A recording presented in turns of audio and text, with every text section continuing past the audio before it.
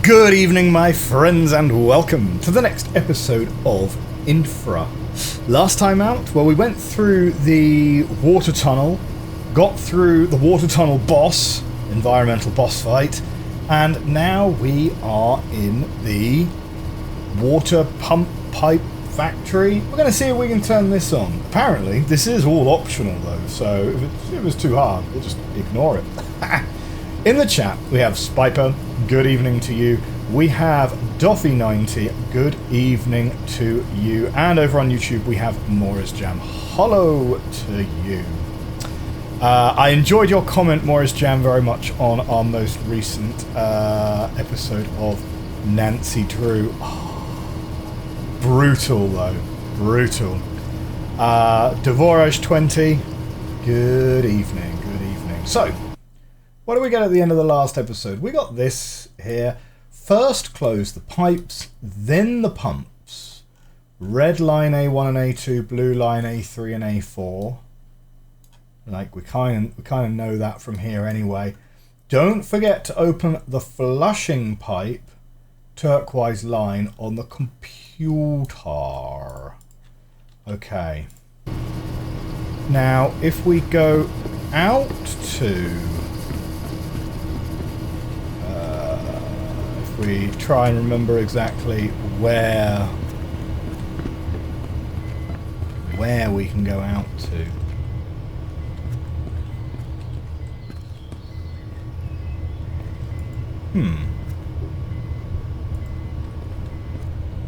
Not sure. Wait, can we get... Oh, we can't get over that pipe from this side. Wait, that pipe is already closed. That pipe is already closed. It's the blue pipe we want to close, right? But this pipe is already open.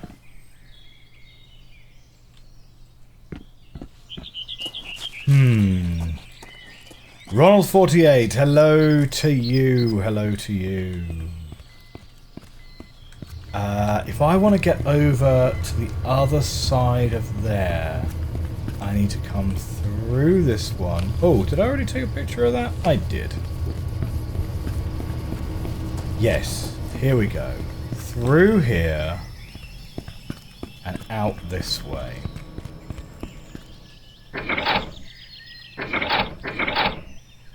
That... Wait, hang on. Oh, it might be a... Hang on, that's usually open. Right to close, right? Well, it depends whether it's a regulator or a valve. If it's a regulator... So, fun fact. Regulators actually work the opposite way round to how you expect them to work. So, when I was in the lab... Let's have a little lab story from when I was doing my PhD. When I was in the lab, we used helium bottles quite a lot as a piece of leak testing apparatus. Because when you have, if any of you have ever used UHV, that is ultra high vacuum, that would be, great, blue pipe. I have closed blue pipe. Right, there's another blue pipe which needs closing then.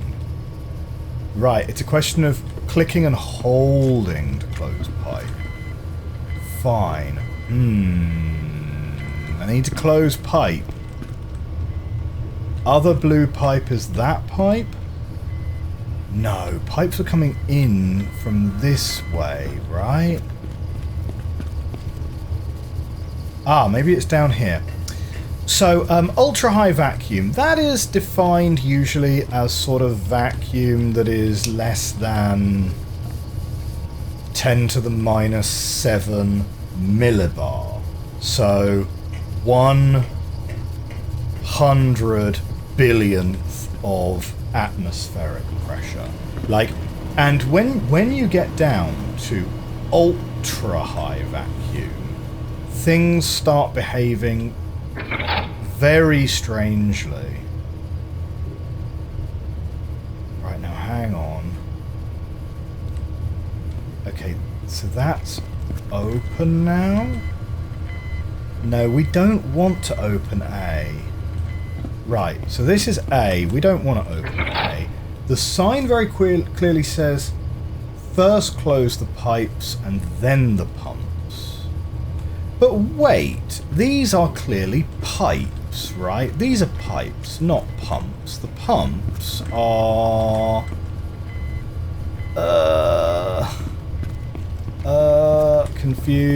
confused noises.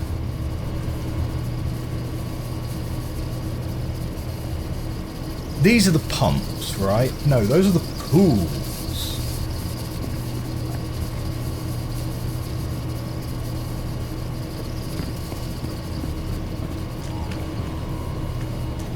Yeah, no.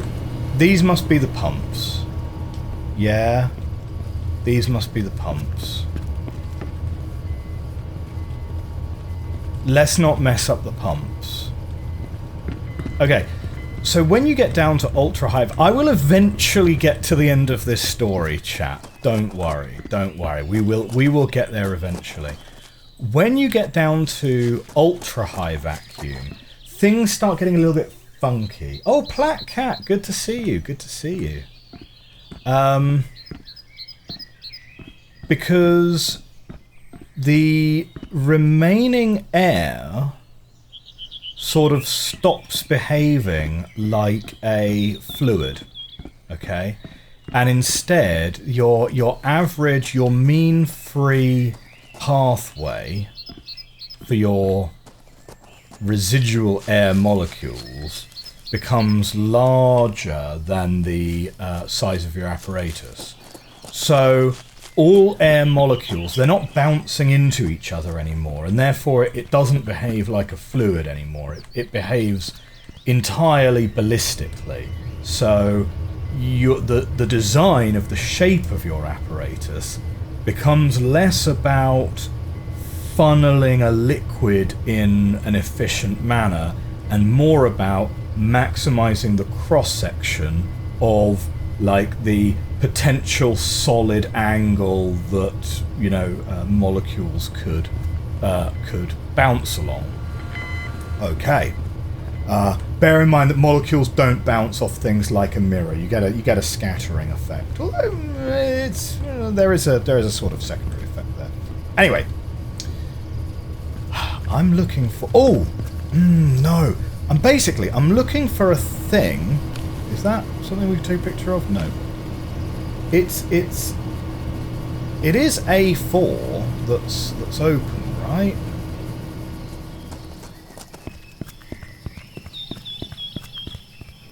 Right. That one's been done. Maybe there's a way down the hill. Is there a way down the hill to there? Maybe that's where I'm trying to get to. In-game camera, yeah.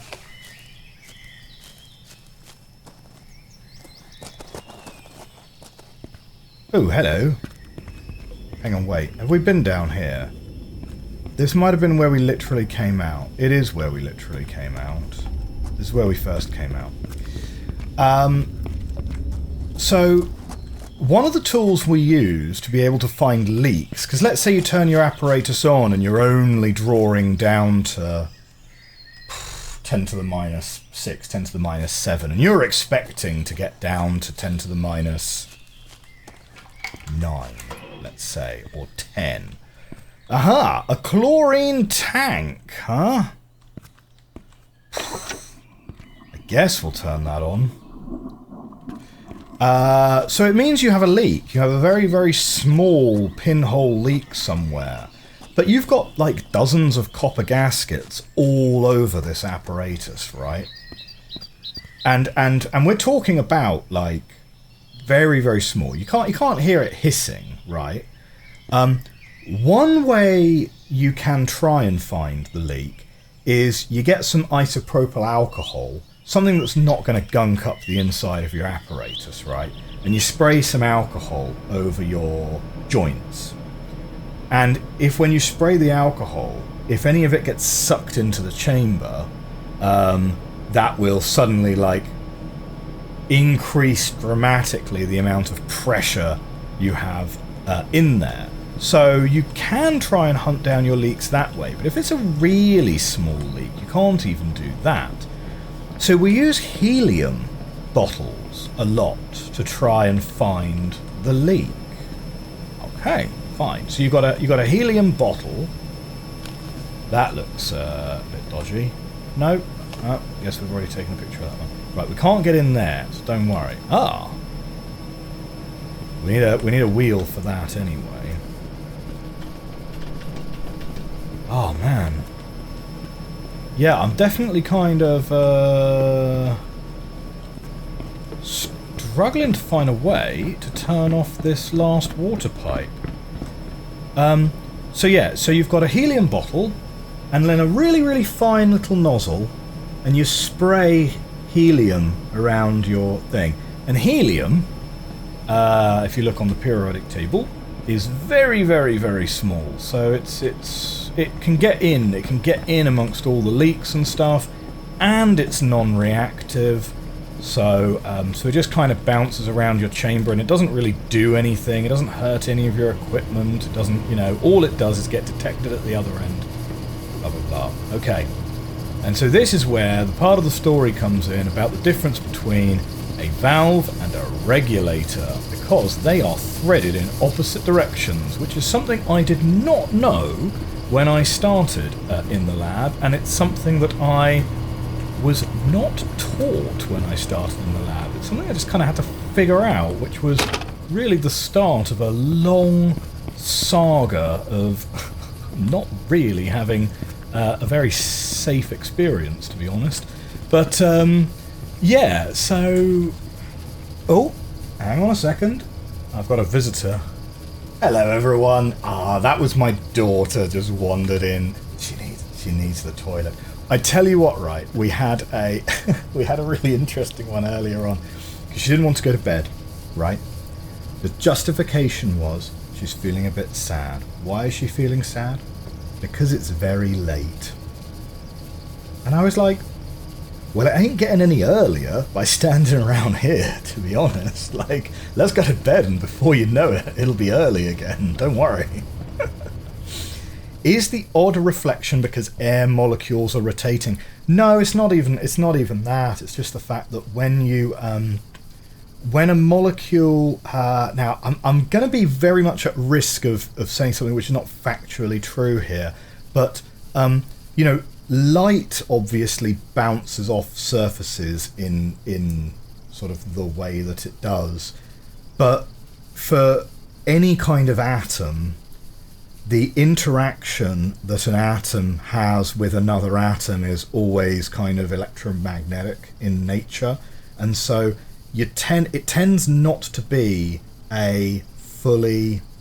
it is an elastic collision, because obviously you're not really kind of damaging the surface that it hits for just having air molecules bouncing around, but it's more like, well, no, I guess it can't be a perfectly elastic collision, because they do bounce off in a kind of distribution. It's mostly just because, like, on the atomic scale, surfaces aren't perfectly smooth, so as you get air molecules kind of coming in, they sort of just bounce off in random directions, essentially, because on that atomic level, the metal casing of your thing is not smooth, and so it just kind of ends up being a random walk, effectively. I might need a little hint as to where this pipe is that we're looking for. I might need a little hint. We've got a wheel here, so let's take the wheel, because we definitely know we need the wheel on the thing. Dark Waiter, good evening to you. Good evening to you. You'd say the main reason is that gas molecules are already going in every direction before they hit the surface. Yeah, even at the kind of pressures I'm talking about, where your mean free path is larger than your apparatus, you are still talking about a lot of atoms per cubic centimeter or whatever your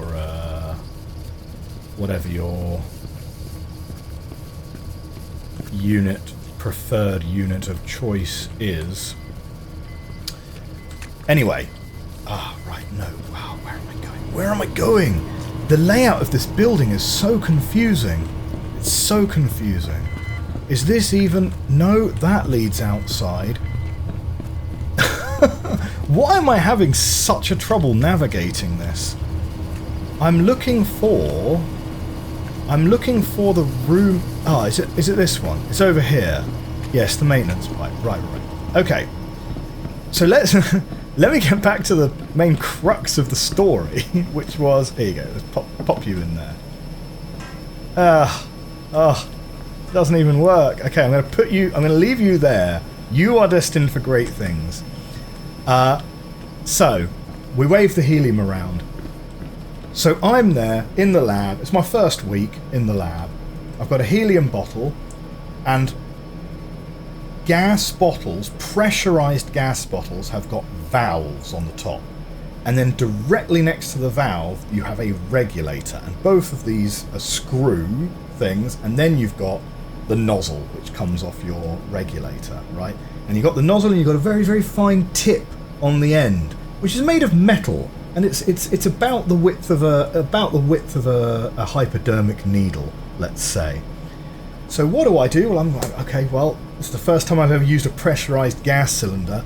So I turn both of these all the way to the right to make sure they're both closed.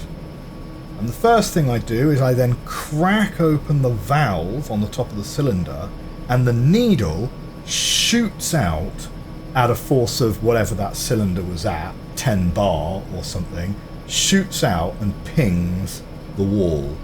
And I'm like, whoa, that was quite dangerous. So then, I kind of find the needle, which is now a little bit bent, to be honest, but now I find the needle, and then I'm like, right, I probably opened that a little bit too fast. So I'm like, right, okay, and then I'm like, I'm cracking this valve as well I can, and then, as soon as you crack it open, turns out regulators are threaded the opposite direction. And there is a good reason for that. It's because with a valve, you want the force to close the valve. But with a regulator, you want, when it's in a relaxed state... Oh, Tilaxixian just resubscribed for 3 months. Thank you very much for the resubscription. Thank you very much. With a regulator, when it's in its relaxed state, you want it closed. And you want to be applying pressure to the spring inside to open it. But with the backlash on the thing, you want to make sure that in its resting state, when there's no pressure on the spring, it's closed. And that's why it's threaded the opposite direction. And I didn't know that at the time. And then when I discussed it with my supervisor, he was really surprised because he thought that was like really common knowledge, and I should have known that. Alright, fair enough. So there we go. I don't remember how we got onto that topic, to be honest. There we go. Even if you spray a directed stream, the rebounded molecules bounce off the molecules that hadn't bounced. Under UHV, they won't, because they just don't have a large enough cross-section to interact with each other.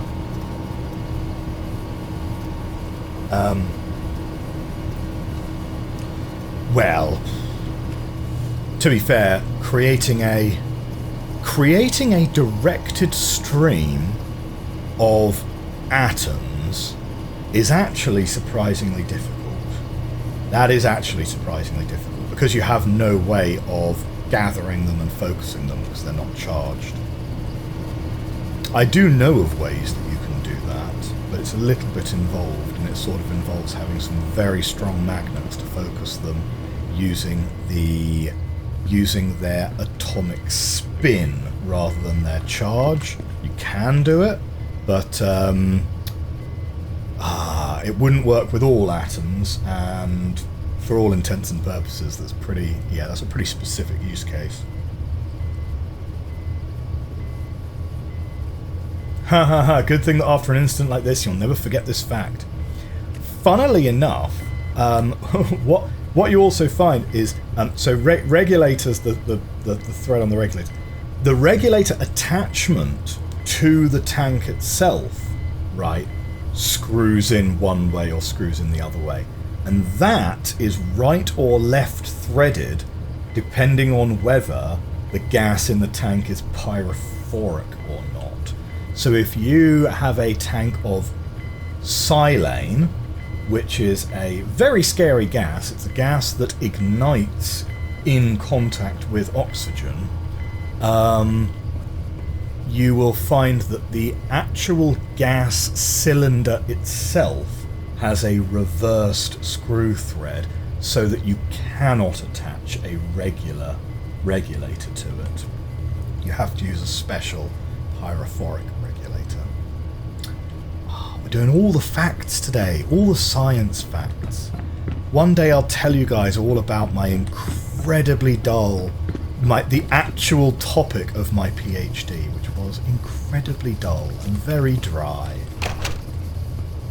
Ha! We didn't get this door open last time. Marco, my friends at the lab finally gave me the results of your sample. The large amounts of metal in the water go past the limits for drinking water by more than tenfold. Bacteria levels are also well above standards. I'm guessing it has something to do with the new mine. Don't tell anyone, or we'll lose our jobs. Well, that's a very mature reaction to that news. Fascinating. Oh dear. Okay. I think I might actually need a hint on where this valve is that we're looking for. Right? I think we might need a hint. Ah, that's not where the stairs are.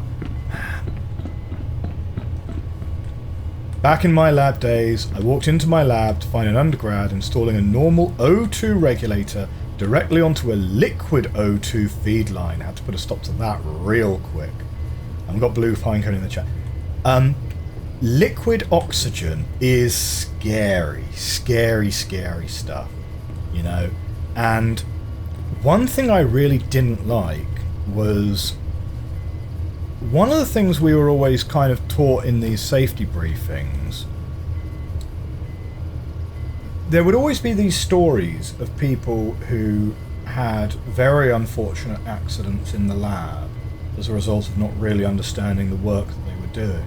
And it was always presented with a certain degree of, this is this person's fault because they didn't read the safety sheet, or this is this person's fault because they were working in the lab unsupervised on their own, and so on, right? But the reality of doing a PhD is you spend hours in the lab on your own at night when there's no one else there, right? Like I had to work overnight on samples regularly, right? And I would be like the only one in the lab, you know. That's just kind of like the reality of doing a PhD. But these stories, they would always be presented as kind of like it was sort of that person's fault. And I remember the story of the girl who had the big fluffy jumper, and she was working with liquid oxygen, right, but hadn't realised that her whole jumper had just become like impregnated with a very high percentage of oxygen as a result of the work that she was doing, and then went outside and like someone's cigarette went and set her jumper on fire. And you know, it's like, yeah, liquid oxygen's scary stuff. That's, yeah.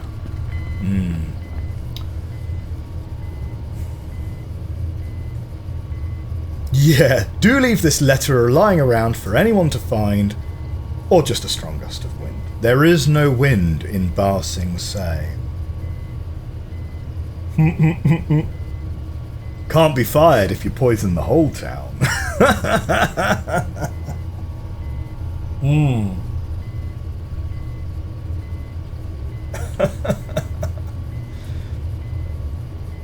Okay.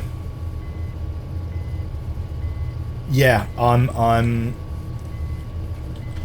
think I'm kind of a bit stuck. I think I'm kind of a little bit stuck. I'm not gonna lie, right? Because even ignoring the water plant right now, even if we said, do you know what?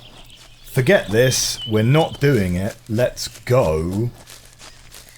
I'm not actually 100% sure where we would go, to be honest, because that's locked anyway. So I think I do actually need a hint on where we are.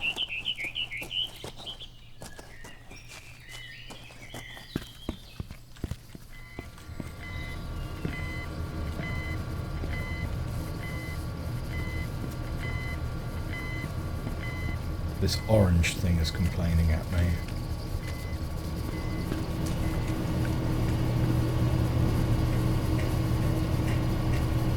There's a lot of doors which aren't actually doors.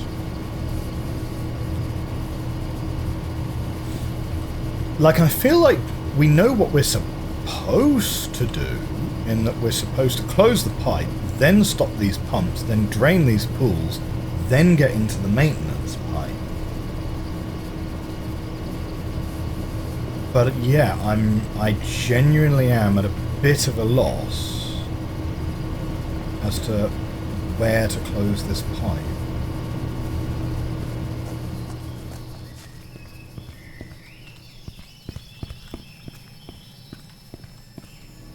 Okay. That pipe running there.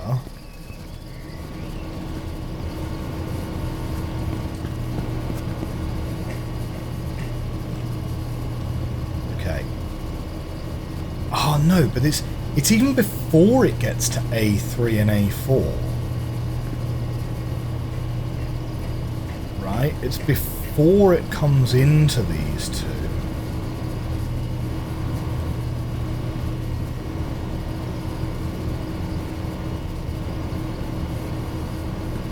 Speaking of scary gases, a few months ago, Advanced Tinkering released a video about getting into a lab that specialises in working with pure fluorine gas.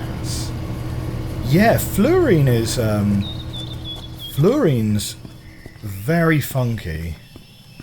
It's like, it's kind of hard to store because it's very small. It's very reactive, obviously, but it's also very small, so it has a terrible habit of gradually, dissipating through its container, which is not super great. The only sort of saving grace of fluorine is that it's kind of reactive enough that it will probably react into reasonably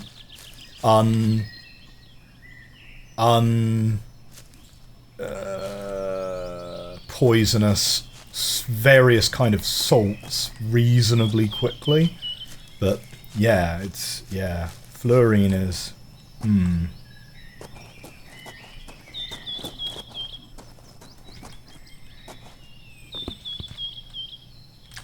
Okay.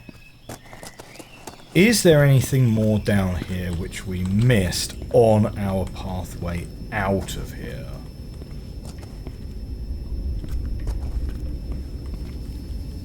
Because if we're trying to get down to that other room...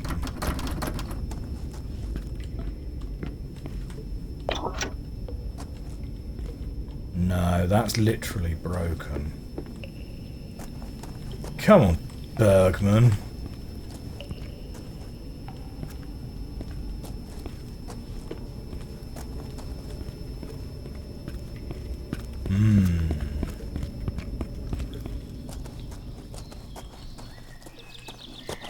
Oh, hang on a minute. No, we already tried that one, did we? Oh, man. Don't know how to fix. Don't know how to leave. It's like... It's like the world's worst party. We could, like... Nope, can't even jump the fence.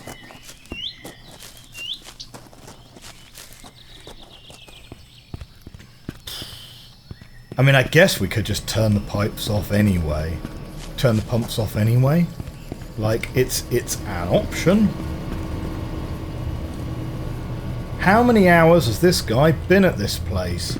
Like... 1? Something like that? Ah, we can't get that. No, we literally can't close those without the water being off. Man.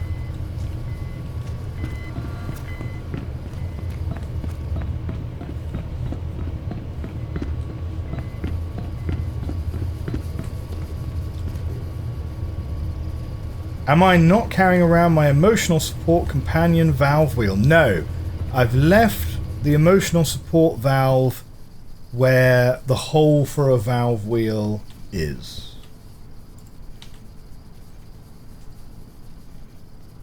Oh, I can close this one remotely.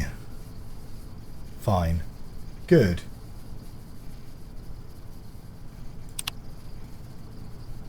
Cool. So we're gonna close all of that. Chlorination. Probably close all of those. Ah, now line 2 we actually need to open. But yeah, there we go. Right. Yay. We are on our way.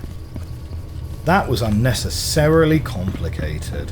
What happens if the computer crashes? You just then can't... I mean, I suppose there's probably a manual valve somewhere. Right, close this.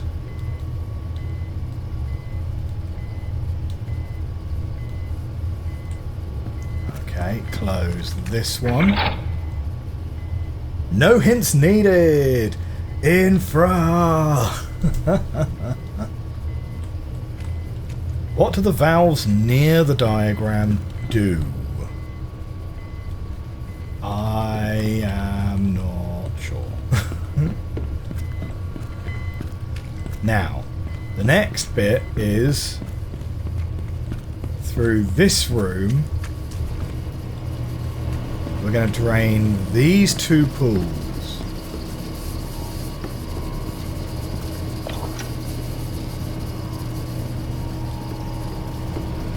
Okay. Why are you guys not draining then? Wait a minute. Why are they not draining?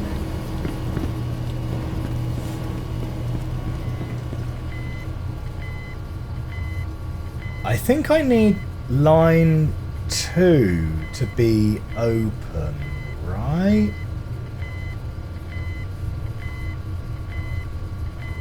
Is that correct? What does it say?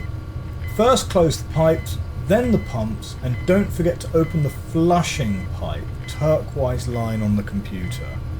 Oh, maybe that should be open. Maybe that should be open. Okay. Let's try that. Could be worse. Could be trying to fit plant cuttings into a small rectangular box. Yep. Morris Jam knows what's up. Right, let's open that one then.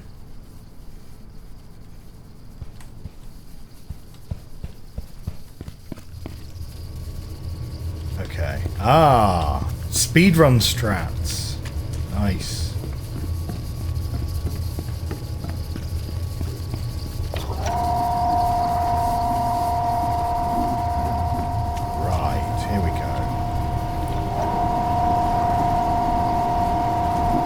Get those empty,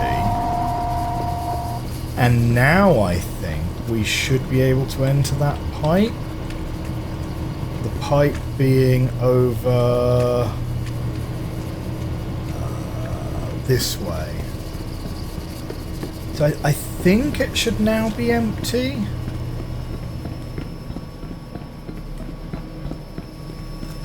Hello, emotional support valve.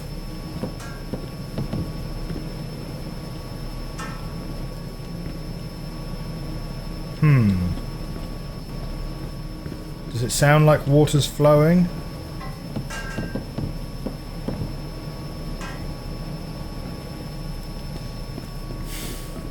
Might need to close the chlorine again. We've got a green light there now.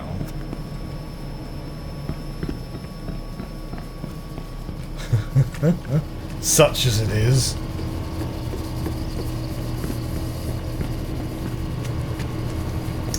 So, I have a strong suspicion that we've got a lot of games that are coming to conclusion very, very soon, right? Because we're basically at the final boss of Ender Magnolia. Nancy drew... Like, we're clearly working towards, like, the final puzzle of the game there.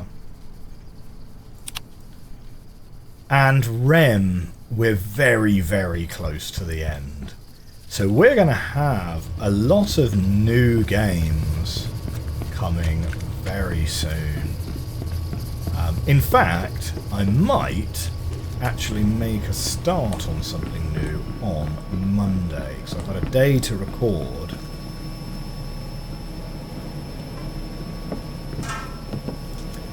Maybe it's just not that, but there's a picture of it. Come on, emotional support wheel, you gotta help me out here. Have you tried trying harder?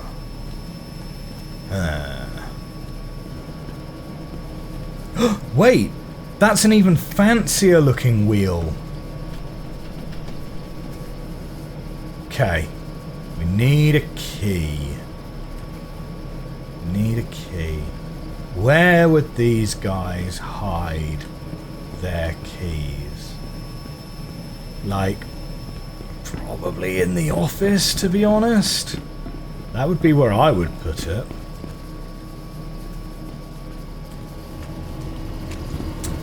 Yeah, it might be that one, but, you know, it's a shame it's not the emotional support wheel.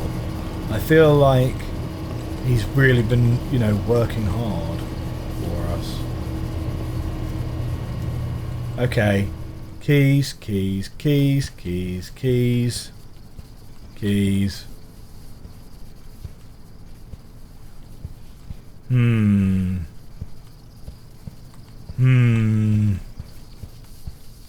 Keys?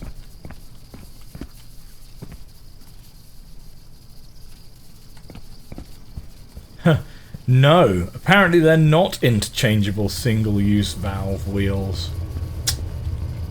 You'd have thought they'd have come up with a standard design by now.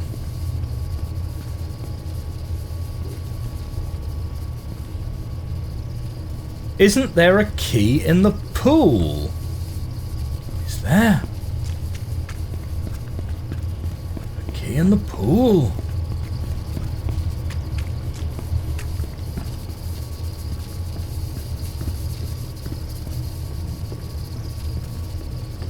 Oh, there is! Wait, how are you supposed to get to that? Oh, you can just climb in. What? Wait, now how are we Oh. Very loose interpretation of a stair. Thanks, Morris Jam. The wheels come in micro B and micro C. Oh, that's not the key. That's not the key. Doffy90 says, good catch, whoever saw that. Ah, it's a different key. What even would that key be for? It could literally be for the gate, for us to just leave. Which I wouldn't be opposed to, necessarily. It's like, yep, we're done here. It's that old mathematics joke, right? Where it's like, what is it? An engineer, a physicist, and a mathematician come into a room with a fire and whatever, and the engineer kind of puts the fire out with a fire extinguisher, and the mathematician goes, yes! There is a solution to this problem. There exists a general solution to this. And, job done. Isn't it? It was hinted in a note last stream. Was it? Hang on. Oh, Marco accidentally dropped the other tunnel keys into the pool. I couldn't find them. I'll take another look once the pool is drained.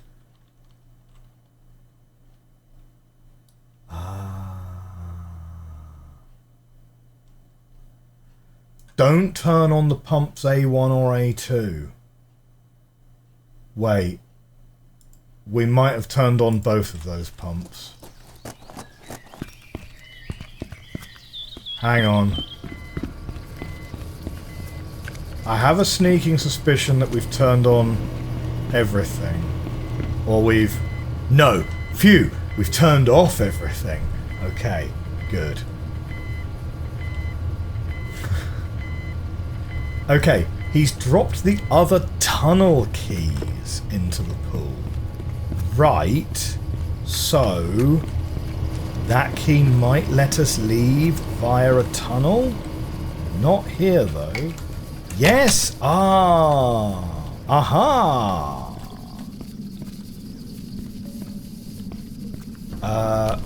Well... yeah, that's gonna need fixing. No? Busted stair does not count? Fine. Wild. Oh, we can't get in there. We're not jumping that, surely.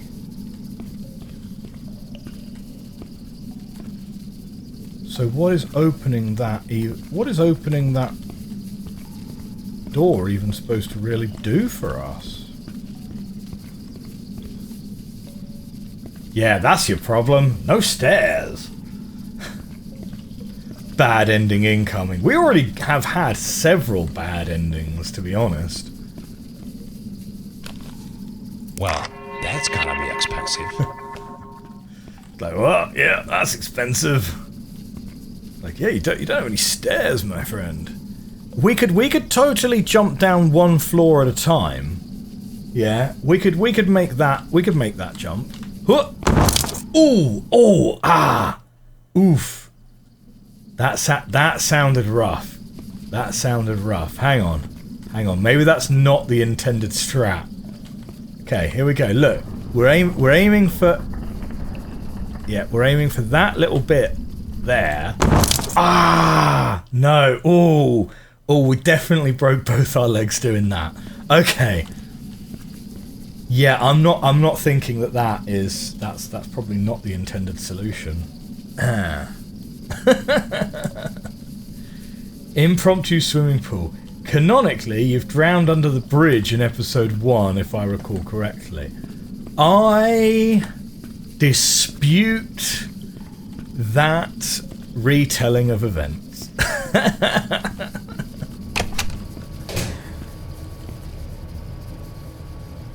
How is our guy that bad at swimming? How's he that bad at swimming? Really? Surely not. He drowned in like 3 feet of water. He could have just stood up.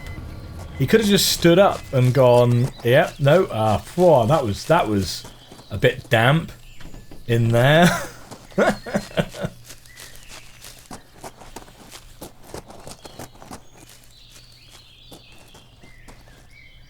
What's this? Ban them. What?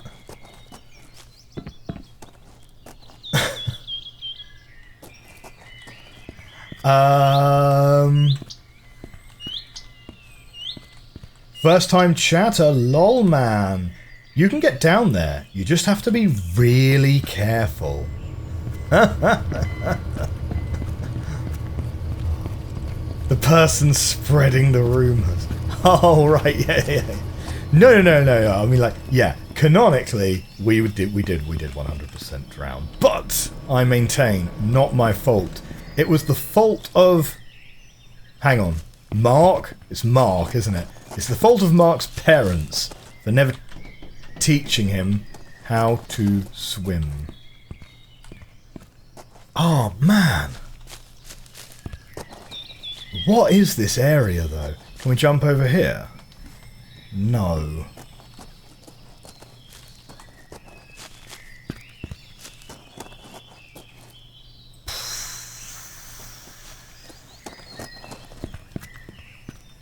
Yeah, we're missing something.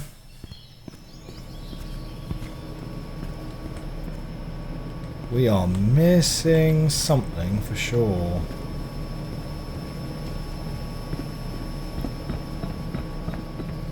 Is there another door, alternate door down here? No.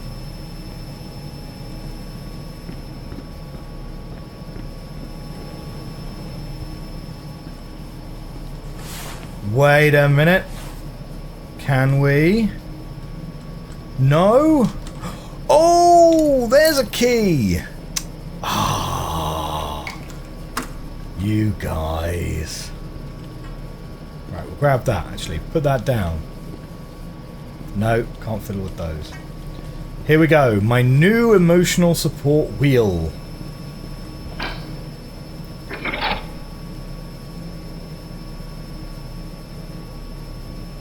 Yeah, sneaky, sneaky key placement.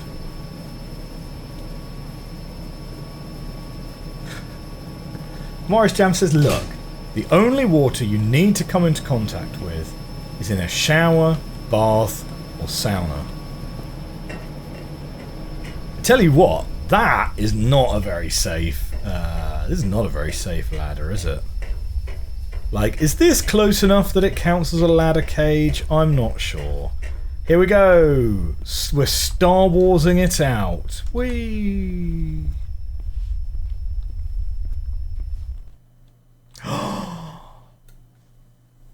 We're finally done with that section. Oh my word. Do you know what? So last week someone said, oh yeah, this game is way bigger than you think it is. And I was like, really? How long is this? So I went on to howlongtobeat.com and like the average for main storyline no side quests is 23 hours. 23 hours. I didn't realise I was signing up for Final Fantasy VII here. Like, what? And also, it's kind of very well known that howlongtobeat.com is very, what's the word? It's very generous with its timings, right? People would be like, oh yeah, how long did that take me? Oh, 2 hours. Yeah. 2 hours? Yeah, 2.5 hours? Yeah. So we're probably strapping in for like a 40-hour game here, frankly. Oh.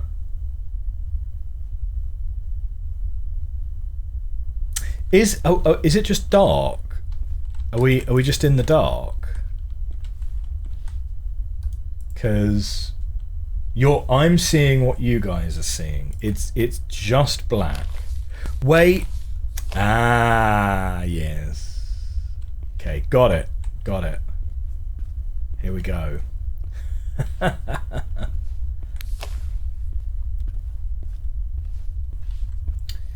Nev Eagleson says, that was technically the bad exit. You could have fixed most of the facility so it was cleaning water and get an achievement, and then exit via the broken stairs by jumping. Oh. So you mean LOL Man wasn't just trolling when he said, yeah, you can totally make it down those stairs. I'm sorry, I doubted you. Entrance. That is not like the kind of entrance that I want. Anyway, bad ending or not, progress is progress, right? Well, after a fashion anyway. Whoop. And up.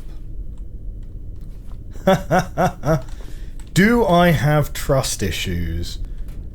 No. No, absolutely not.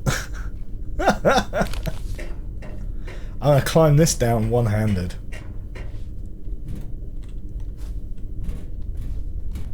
Look, there's no bad ending when it comes to doing charter surveying, right? Like, all you gotta do is write on your report, as far as we were able to see, no notes. Well, that's gotta be expensive.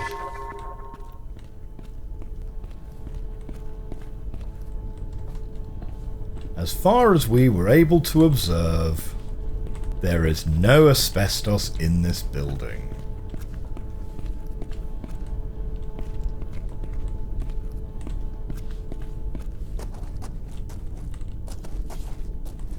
I don't know what it's like elsewhere, but the prevailing wisdom in the UK, at least, right? Oh, yeah, okay, we're going to crawl this way. When you're buying a house, you tend to have to do two things, at least, right? You need to do some conveyancing. Only one pack of batteries left. Only one pack of batteries left. You need to do some conveyancing, and you need to do a survey. Now, conveyancing is a legal requirement, right? It's the legal process by which you set about buying a house, and it involves various bits and pieces. You need to do like various searches and stuff, make sure that like the person you're buying from actually legally owns the house, so they're able to actually sell it to you and things like that. Check that with the land registry and stuff like that, right? All of this, incidentally, is done by your conveyancer, who is usually a solicitor. It's kind of a solicitor, right? Which in the UK, a solicitor is a lawyer that doesn't go to court, right? It's a lawyer who does legal things for you, but doesn't go for court appearances with you. Broken railing? No. OSHA violation right there. Oh, what's this? Hello. Yeah, can we turn this on? We get lights going. No? Okay. Yeah, so you can do conveyancing yourself, but it is kind of recommended to get a solicitor to do it for you, and that makes 2 packs of spares for the flashlight. Conveyancers tend to be solicitors that just specialise exclusively in conveyancing. And the other thing you should get done, this is recommended, is a survey, but you're not legally required to go and get a survey.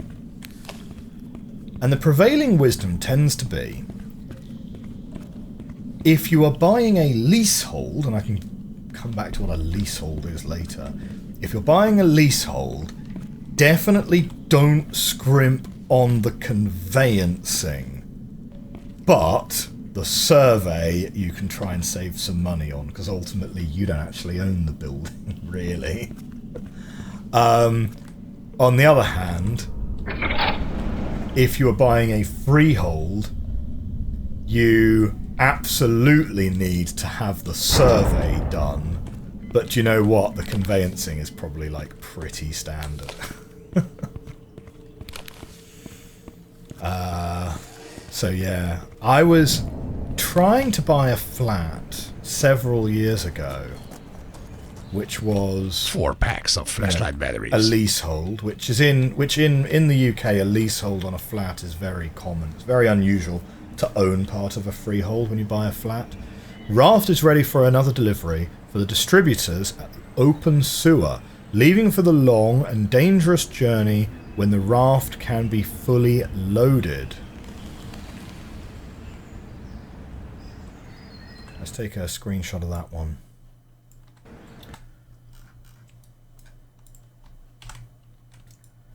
So for context, for anyone who's not familiar, because I know that the concept of a leasehold is not really universal. It's kind of a very specific sort of UK thing. Interesting. A freehold is when you actually own the building and the land that a building is built on, right? So most houses are sold as freehold. You own the land. I have 5 packs of flashlight batteries now, as well as the building itself. A leasehold. Ooh, that's a pretty gross ladder, isn't it? A leasehold is you own the right to live in a building for a certain period of time, and usually a leasehold is like 250 years, or it starts out at 250 years, you know, or like 125 years or something like that. So you own the lease for like 250 years, but the actual land is actually owned by someone else. You can't, like, you know, yeah. And there's usually some kind of ground rent, it's called, that you have to pay. So you have to pay rent on the land that your building is built on. Next time you make a delivery, don't trust that idiot Matt with distribution. He's already in great debt to us. Yes, that is the same guy who ruined my logging business. No wonder he now lives in an open sewer. He deserved it. But yeah, but when you're buying a leasehold, the conveyancing is super duper important, because you need to understand the exact terms and conditions under which you're buying this lease. And I dodged a real bullet several years ago, because I was looking to buy a leasehold flat.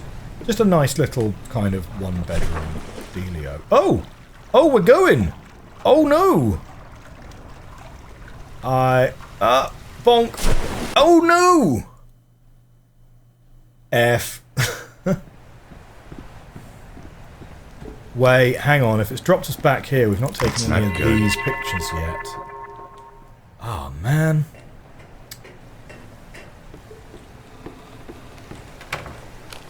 Right. Fascinating. Picture. Reload camera. Only one pack of batteries left. Huh. Yeah, I was buying a leasehold flat several years ago, and the conveyancing was an absolute nightmare. Like, I'm really glad that I actually did not cheap out on the conveyancing, because it was several weeks, and I hadn't really heard anything. And my conveyancer was like, oh yeah, you know, we're still waiting on like them to come back with the answers on several questions here. And I was like, right, okay, ooh, you know, what are we left outstanding? And then I said to them, you know, can you send me a list of all of the outstanding questions currently? And they were not small things. They were things like, oh yeah, you applied for the planning permission to convert this from a block of offices into a block of residential buildings, but are you aware that because this building would have more than 20 flats in it, the law under which you're applying for that permission doesn't apply to you, so you actually don't have planning permission for this? And it was stuff like, are you aware that the road, you know, whilst you own the land that the buildings are built on, the road which leads up to that is actually a private road owned by the industrial estate next door to you, and so you don't actually have right of way to any of the flats, and they could at any time just like put a gate up at the start of the road, and then you wouldn't be able to have access to the building. And there was other kind of minor nonsense, like you've not registered this building with the post office, and so they have no idea who you are, and therefore like banks and utility companies won't be able to send bills to anyone and things like that. It's like, oh man. So I got this list back, and I was just like, oh my word, I've got to pull out of this. This is sobering reading, right? I was like, there is no way that these developers will be able to answer these questions in a satisfactory way. Like, there is no way that they have answers to all of these questions. And so I was like, sounds comprehensive and expensive. Yes, it was expensive. I actually paid probably about £1,000 more than what you would typically pay, because I knew it was an office conversion. I knew it was going to be legally complicated, and And so it was a firm that was recommended to me by a friend of my father who had done this kind of work before, but from the other side of the table. So this guy I got put in touch with, the conveyancer, he specialized in office to residential conversions for the property developer. So I hired him to represent me against the property developer effectively, which was expensive. It cost, I mean, an average conveyancing in the UK, bear in mind my figures are a little bit out of date because, you know, it was a while ago, but an average conveyancing probably costs about 1,700. I think I paid something like 2,500, but they also gave me a discount at the end because they felt bad about the fact that I had to like pull out and stuff. So they yeah, I have a feeling that I am supposed to ride the shoe puff, but like maybe there's a way to steer it. I'm not sure. Like if we go, can we rock? Oh, we can rock. We can rock this from side to side. There we go. We're riding the shoe puff. Yeah, so it was expensive, but the way you have to rationalize it to yourself is you have to say, there we go. Do you know what though? I think I'm a little I'm not sure how I'm getting out of that. No, my raft. Do I really have to get round that corner? Really? Surely not. Still 4 packs left. That's pretty rough. That's pretty rough. Okay, come on. Swim! Swim, Mark!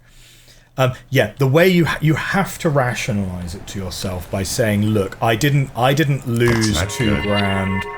I saved £250,000, you know, right? Because this flat was... Bear in mind, we're talking about... It's so mad. It's so mad because we are talking about a 1-bedroom flat. Well, it was 1.5 bedrooms, let's say. Like they advertised the living room as like this little nook, but you wouldn't really be able to use that as a living room. So it was really 1 bedroom because you needed the 2nd bedroom to be your living room, really. But yeah, so let's call it like 1.5 bedrooms. And I believe I was on the hook for... Only 1 pack of batteries left. I think it might have been 270 or 275. And that was nearly 10 years ago now. Like that flat today probably sells for like 350. Like, but man, property prices are absurd. Like that is absurd. Okay. Whoop. Okay. And then if I come over here, right? Let's go back into the middle. Back into the middle. Save before the raft ride. Oh yeah. That is an incredibly reasonable suggestion.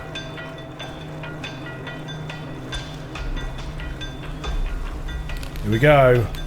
Oh, this way, raft. Let's go, rafty. Oh, we're gonna scrape the edge. Get away from me, barrel. Oh, do you know what, actually? These columns are all load-bearing, aren't they? Can I get any of those? Zoom! No.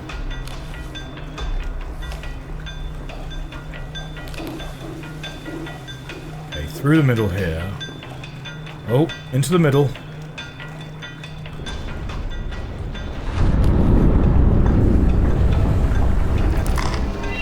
Yep, that's a hole in the ceiling.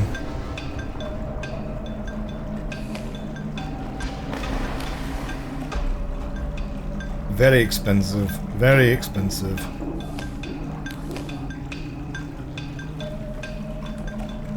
Come on, Rafty. Whoop, whoop.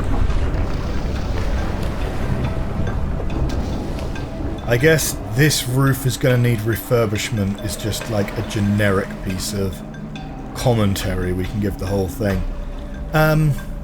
Yeah.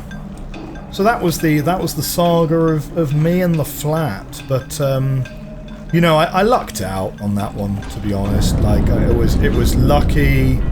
It was lucky that I had a really good conveyancer who asked a lot of really sensible questions. The survey I skimped out on, because when you're buying a leasehold, because you don't actually own the building, it's kind of like, okay, like check the roof doesn't have like loose shingles or whatever, so it's like, you know, oh yes, we're expecting leaks. You know, check that like the water works and stuff like that the boiler's not broken and things. But you really only need but you really only need a quickie survey when we got a little autosave. Thank you. That's not bad. Yeah, we only really needed a quickie survey.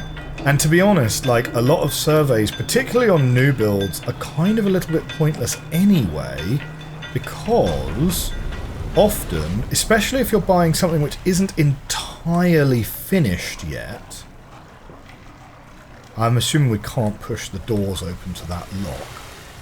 Especially if you're buying something which isn't entirely finished yet, like you're buying off plan or whatever. Well, not quite off plan. Not quite off plan, but you know what I mean. You're kind of buying it, and it's not. They're still in the process of snagging it or whatever. Then it's entirely possible that like the hot water won't be running on the day that the surveyor comes round anyway, and it's a pretty well known trick to just make sure that the stuff that's not working is inaccessible, right? Because you don't really want buyers pulling out ultimately. Yeah.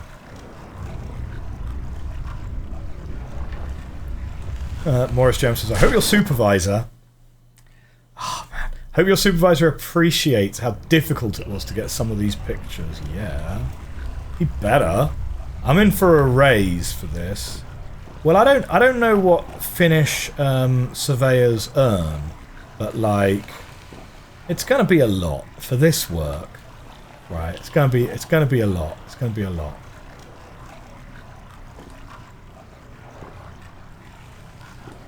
The prevailing wisdom in the UK is that asbestos equals bad. True. True. Can confirm that is the prevailing wisdom in the UK. Like, there are ways you can live with it, right? In that, as long as you don't touch it, it's like not terrible. But yeah, you do have to be aware, like if you've got an Artex ceiling, or if you've got like a garage with an old, like I'm talking like a 1950s or 1960s garage with an old corrugated roof, you might have a bit of asbestos in your house. But in general, a lot of people will choose to just leave it, and you know, because as long as they don't need to redecorate it or rebuild it, just kind of let sleeping dogs lie a little bit. Because as long as you're not cutting into it or whatever, you should be fine. Where it starts getting a little bit hairy is if you get any kind of pests. I tell you what, this is all looking very problematic. What is going on here? I don't think these mushrooms are supposed to be this colour, guys. I don't think that water is supposed to be steaming like that.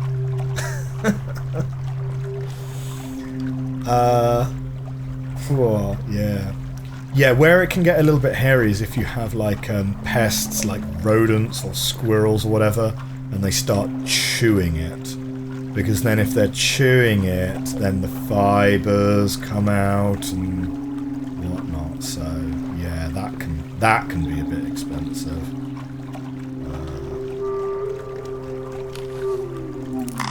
Beep. Oh no! Oh no! Man. Thanks. Thanks for respawning me like right next to the wall. Having said that, oh no, we can't even slow this raft down by being on the back of it. Do you reckon we could get over there? You don't think it's the mushroom, it's the refined uranium. It made the TM symbol into a thing. Oh! Ouch! Okay. Trank says, would a survey equal a home inspection? Yes. Yes, that is so narrow. Yes. But what you're describing there about a mapping of the land and property boundary, no, that falls under conveyancing. A survey is merely an inspection of the building. Are we going to get the fuzzy camera? I'm sensing we're not supposed to go on there. Oh, man, that autosave location. Yeah, where your boundaries are is dealt with by a land registry in the UK, and that would come under conveyancing. Although, funnily enough, we have this concept in the UK called adverse possession, where it's like, your land is only really your land if you have a fence around it. And if you don't have, like, the land registry will be like, yeah, that's your land. But unless you put a fence up and stop other people using your land, it's kind of not really yours anyway. What I'm sort of getting at is, it's sort of your responsibility to put a fence up in the designated position. But even if the land registry says, oh yeah, you know, it's the north line of that tree and whatever marks the boundary of that, actually where the fences are, especially if the fences are like over 10 years old, kind of trumps what the land registry says. And we also have like some really funny rules about like trespass and stuff. Trespass in the UK is a civil matter, not a criminal matter. If someone sets up, like, a really, really extreme example, but if someone pitches a tent in your front garden, do we walk that? Do we walk over that? We could, probably. Yeah, really extreme example, but if someone pitches a tent in your front garden, the police are not going to really do anything about that. Like, they might do something about that if there's a strong argument that there's, like, threatening behaviour and so forth, right? Like, because obviously if you assault someone or threaten someone, like, that's an issue in its own right, okay? But the actual trespass itself is not a criminal matter. And in Scotland, it's kind of even more. Further that way, because in Scotland you actually have the right to roam, which effectively means that in Scotland you have the right to walk through other people's land, right? To access what you need to access. And that might seem like a really, really odd... That might seem really odd to people who are not in the UK, but it works quite nicely, generally, I would say, because it means that things like your public right-of-way, you know, your country walks, your bridle ways, and so forth, are protected in very strong legal terms, right? Like, even if someone puts up a fence and says, like, private property, no trespassing, like, in Scotland, I think you literally have the ability to just ignore that if you want. And, yeah, in the UK, it's a little bit more grey, let's say. Incidentally, this is probably a great opportunity to put a big banner on the screen and say, nothing I say is legal advice. You should definitely get both a survey and conveyancing if you choose to buy a house. Still 4 packs left. Okay, right, so this takes us down here. Okay, so this is kind of interesting. Let's go back to the top. Right, so there's more to explore down there. I didn't necessarily mean to go in there. Yeah, buying a house is a major investment, Doffy. Major investment. For many people, it will be the biggest investment they ever make in their life. So it does make sense to get it checked out properly. But as I say, if you're buying a freehold, if you're literally just buying a house, then it might be legally very simple, right? You have a plot of land, you need to check that the person selling you that plot of land actually owns that land, so, you know, double check that with the land registry. You need to make sure that, you know, there are some really antiquated laws like chancel stuff that you probably want to get checked out to make sure you don't have a chancel liability, although the rules on that have changed recently. Chancel liability is like there's a thing in the UK, or it used to be, I think the rules have changed. That makes 2 packs of spares for the camera. The local church could demand money from local residents to repair its building. And of course, some of the local churches in the UK are incredibly old and incredibly expensive to maintain. My local church, I believe, is actually an Anglo-Saxon church. I think it might be. Might not be. It might be Norman. I think it might be like 12 something or other. So it's like 800 years old or something. It's made of stone, so it would be quite expensive if it needed fixing. So yeah. Tom Ram says, I will go to Scotland and dance on people's roofs. If you need to live in the woods some reason, move to Scotland first, says Ronald. Morris Jam says, there are mushrooms that clear radioactive material out there.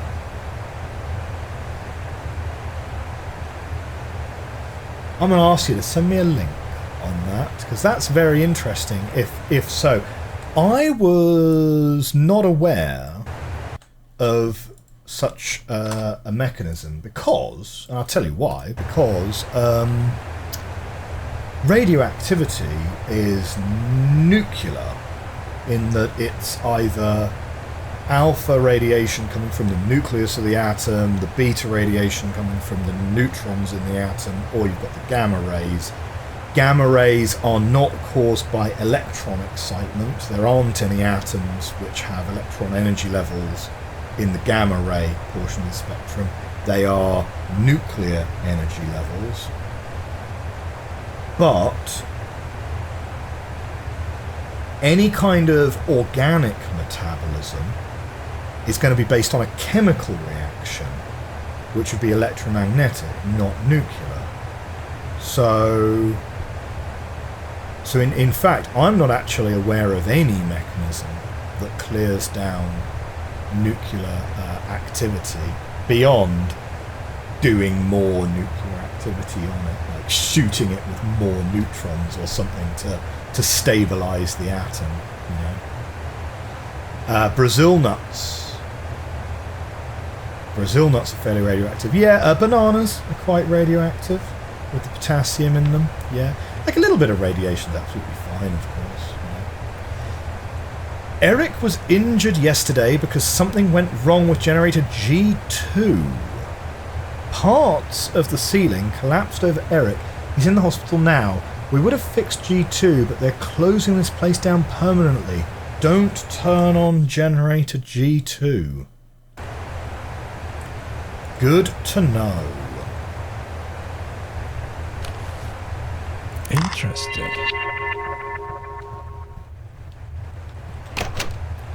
Actually, no, leave that open so that we know we've been in there. Right, hang on. So, there's that stair there, and there's this outside area here. But where I now can't get to, because my raft has been destroyed, I don't seem to be able to get to that outside area over there. But maybe that doesn't matter?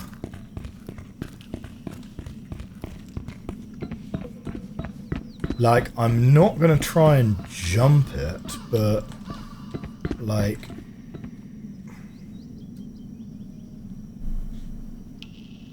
Because we could have got off the raft on the other side, right? Maybe it's just two alternate paths that lead to the same location. Anything here that we can take a picture of still? No, no. Ha, bananas give us the banana equivalent dose. Yes.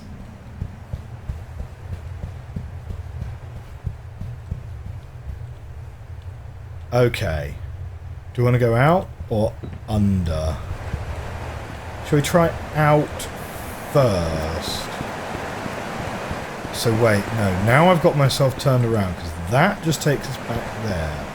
Ah, so out might actually be a very short walk indeed.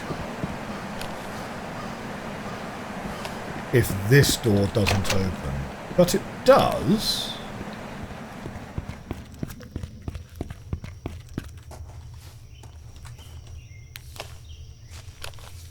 Well. Only one pack of batteries left. No, don't want to take a picture of that roof. Ugh. Scary time.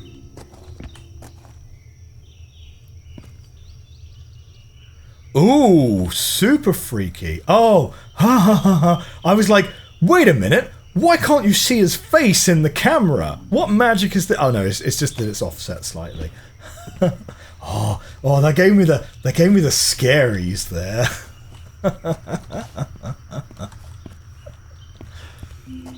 Okay.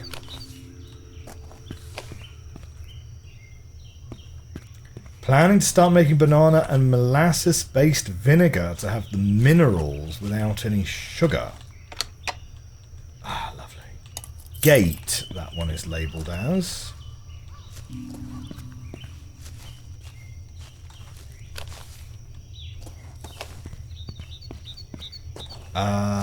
Right.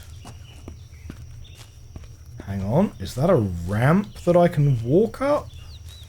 No.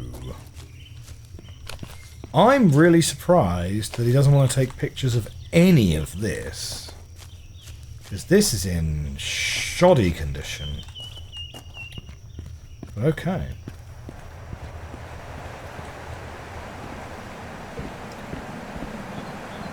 So that was the gate key.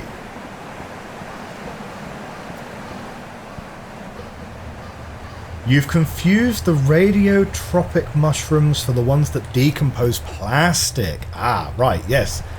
Cool. Yeah, well, I was also... I think maybe I'd vaguely heard something about plastic eating. But yeah, no, that makes sense. And do you know what? That would be kind of exciting, to be able to have something that actually decomposes plastic. Plastic's kind of very interesting, right? Because microplastics are a great concern. Microplastics are a great concern. A lot of people theorize that in 100 years' time, people are going to be like, what? On the how people use plastic. And I tell you what, right, like, I'll be the first person to admit that I am not the world's best environmentalist, right?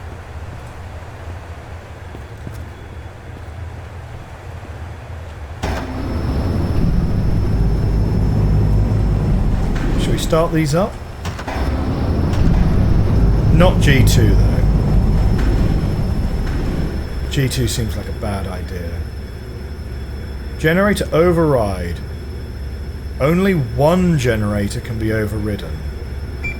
Well, override G2, I guess. And then flip the switch. That should do it. Lovely. Oh, great, we've got an audio diary. Do you know what? I've literally forgotten the story that I was just in the middle of. Wait, what was I talking about? It was some kind of nonsense anyway. When I founded my company, I was sure that it would be successful. But when we started building the Two Gorges Dam, problems started to appear. We didn't have much money, and the project was very expensive. I did my best to reduce the cost, but the damage had already been done. Then Stahlberg Steel went bankrupt. It was one of my company's major clients. After that, our revenue shrunk to almost nothing. Eventually, I had no choice but to sell the company. I was about to close the deal with a man who could have been able to save the company, but he backed out at the last minute. My only option was to sell the company to Jeff Walter, the man whose last two business acquisitions had resulted in bankruptcy. Of course, I had my doubts about the acquisition, but I figured it would be better than nothing. Little did I know that it would lead to such an unsafe living environment, and ultimately the death of many innocents, including my wife and only child. Now that coward is out there, hiding somewhere. I'm going to find him and make him taste his own medicine. Intriguing. I have a feeling the game volume might be quite low for you guys. Let me just adjust that up for you. There we go. That's probably... Actually, that's probably too loud. Let's try about there. That's probably better for you, I guess. I don't know. Let me know if that's now too noisy for you. Yes, so talking about microplastics, Morris Jam, like we currently view lead. Yes, indeed, right? How we currently view lead as being like, what? You were adding this to paint and pipes and, like, why? Didn't you know that lead was harmful? And it's like, yeah. But it's kind of like, here's a fun thing, right? Like, even the Romans knew that lead was harmful. They just did it anyway because it's so useful a material, right? But that's kind of the weird part of the argument about plastics, right? Like, I see people in comment sections and so on saying, oh, well, yeah, but the problem is plastics are so cheap and they're so versatile and they're so, useful. And it's like, well, yeah, so's lead. Lead is plentiful, melts at like 400 degrees, so is incredibly soft. You can literally hammer it into shape. It's essentially infinitely recyclable because it's very stable, and you can make lead bricks like with a campfire. It doesn't even need any particularly complicated smelting equipment. And yet we don't use it because it's incredibly harmful. So it's kind of like a very similar argument. This elevator has kind of got itself a little bit stuck. Should we press the button again? No. We do, however, have a ladder right here. So let's go. Can I take a picture of the broken elevator? Yes, I can. Here we go. Here's a picture of an elevator not moving. Dobby says, oh, Tom Ram says too noisy, too noisy. Okay, let me return it to where it was. Let me return it to where it was because no one mentioned that it was too quiet previously. So, yeah, bring back lead. That's what I say. Okay, I can't actually jump into there. That's weird. Well, maybe not. Come on. Come on. I need to get down there so that I can get onto that ladder. Huh. Maybe I need to call the elevator back up. But I can't get to that part of that walkway. Maybe this isn't the way we're supposed to go yet. So yeah, so plastics and microplastics are certainly, I would say, a strong contender for the what will people think is the weirdest thing about our society in 100 years' time. So if you're watching this video in 100 years' time, welcome. Yes, we knew. We knew about the microplastics all along. It was very, very widely known. People kind of just didn't. But I'm super glad to find out that I am still relevant in 100 years. Or not relevant. Or at least only as relevant as I am today. I do think, though, there are some other contenders for what might be considered the weirdest thing about our society today. And my personal favourite, to think about at least anyway, is surveillance, right? Now, surveillance has kind of always existed, you know, to a degree. But I think what the millennial generation is really going to be remembered for, because this, I think, is actually a generational thing rather than a societal thing as such, is no generation before millennials was ever able to surveil their kids so completely. You know? Like, I'm talking about things like apps on phones that track your location. Yeah. Like apps on phones that track your location, getting notifications sent to your phone when your kids use their prepaid debit card. Like that kind of stuff. And I think what the millennial generation is really going to be known for when we're old is being the generation that couldn't resist spying on their kids. And I think by the time it rolls round to the turn of maybe not quite Gen Z, but I think when it comes the time of Gen Alpha to become parents, I predict that they will swing the pendulum the other direction and say, you know, well, my parents, you know, never let me have the freedom in my teenage years to do X, Y, and Z, and so I'm gonna trust my kids much more. Stop! You'll scare the viewers watching in 2125.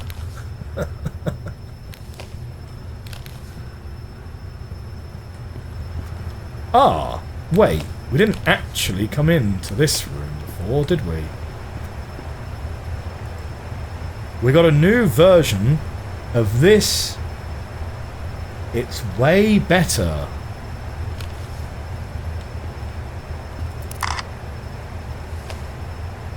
Flood doors alarm control panel. Ah, hello. Notice, this can only be used when the generators are turned on. Convenient. Settings. Flood doors red button, system green button.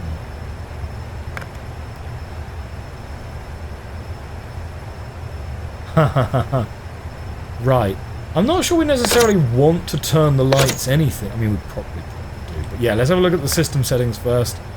Error 301. Warnings. Flood doors. Yeah, show me the flood doors warning.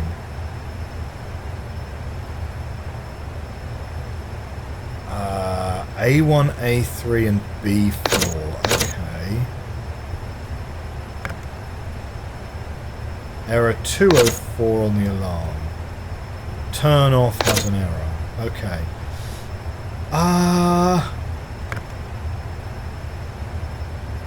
Do we want to just turn the lights green? We can turn the lights green. And then I suppose reset doors? Reset doors on the red button. Wait, hang on.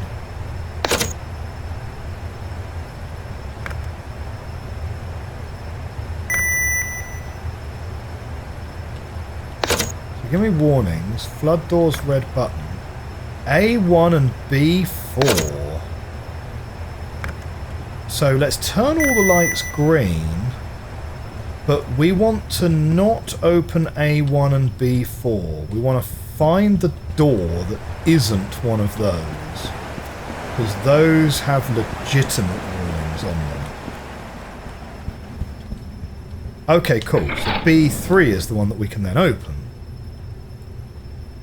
But A1 and B4, I think, are actually flooded, is how I would interpret that anyway. Yeah? Okay. We believe.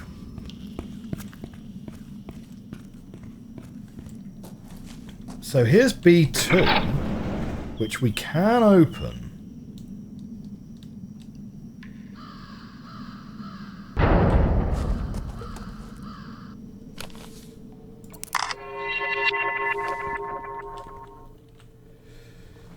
Robin! I just found our green mushrooms in a book. They're actually pretty well documented, and weirdly enough, Stalberg is pretty much the only place where they can grow. They were actually first discovered while building this tunnel. Now the sewers and other underground places are full of these very poisonous mushrooms. They're known to cause hallucinations, strange behaviour, and even death. That's right, hallucinations! I'm grabbing as many of these as I can possibly carry. So Eric is clearly the optimist of the group. Nice. Nice. Classic Eric, right? Fascinating. Beep. Ugh. Ugh. Yeah, don't get too close to the glowy mushrooms, clearly. Right.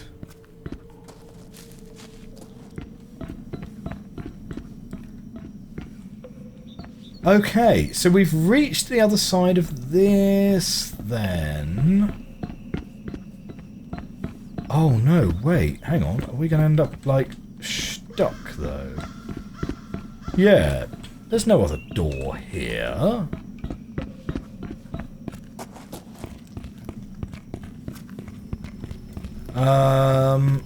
Maybe the other flood doors are also fine.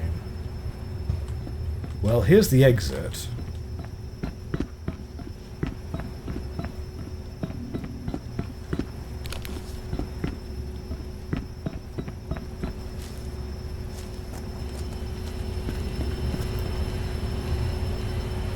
So, it was A1, wasn't it? A1 and B4 were the ones that were displaying... Oh no, wait. A1's just here. Ah, I should be able to see the other side of that door from here. Yeah, okay, there's A2. We can open A2 safely. It doesn't have... Like, I'm very sketchy on whether what we did was actually override it, in the sense that it's like, don't worry, just open anyway, which strikes me as being not the sort of thing that you should have in a production system. But what do I know about damn safety, huh? I know nothing about any of this stuff. Ah, and there's A3. But we also have a key. And this key... Oh, wait. No, surely not. We're not going to jump... Maybe we are going to jump that. Save. Save slot 1. Okay, you ready? Teledon. Jump! Oh, actually, that was quite straightforward. Oh, man. Whoop.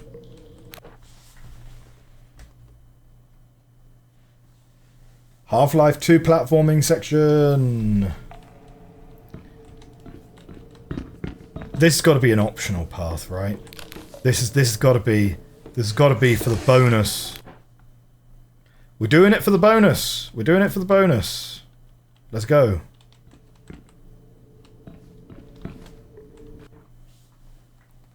That Christmas bonus is waiting for us. Oh, no. What? Come on.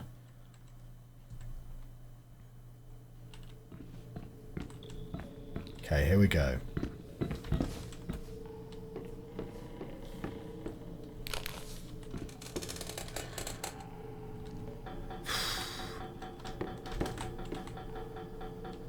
Okay, good. Good.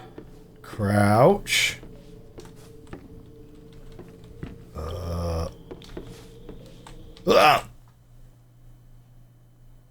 That was pretty close. I don't really... Oh, we get an autosave here, though. Come on. Is this actually how we're exiting the area, though? Is this bonus material, or is this how we're leaving the area?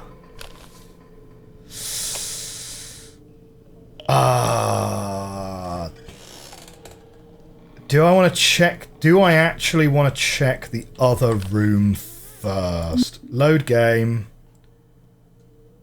Save slot 1. It's okay. Because...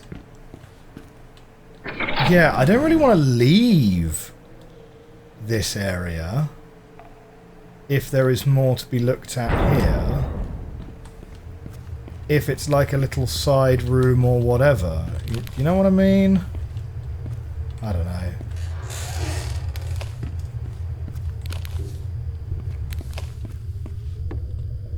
The tunnel is closed. A new water tunnel is under construction. Keep out.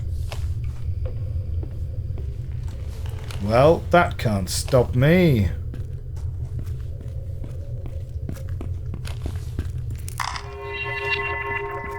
Yep.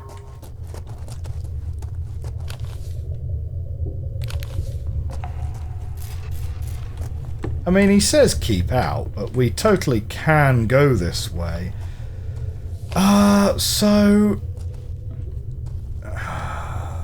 difficult decision then. We've got two paths that we can take. Right? Which seem to go in different directions. So what do you guys think? Should we be going this way, or should we be going the jumpy path first?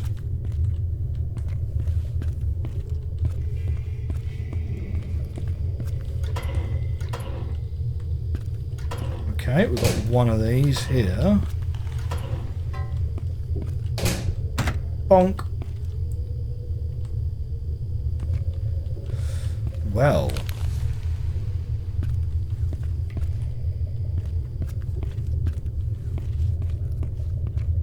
Yeah, spelunking or platforming. I mean, to be fair, maybe it's just two paths which lead ultimately to the same place, but it doesn't feel like they're going in the same direction. But on the other hand, we are kind of missing a piece that we need to go this way anyway. So let's maybe go back. Maybe Jumpy Path is the other fuse.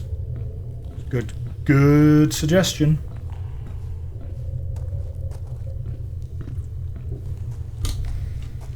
Having said that,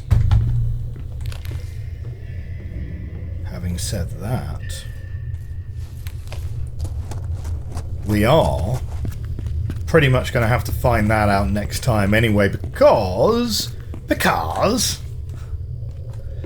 this is my daughter's favourite joke. It's one of the few jokes that she can remember the punchline for.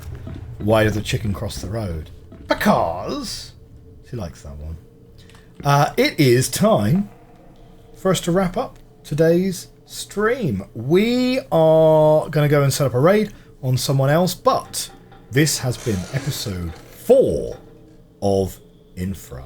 Thank you very much for watching this episode. If you're watching on YouTube in the future, thank you very much for watching this episode of Infra. Do hit that like button, hit that subscribe button. I will see you next week for another episode. Bye for now.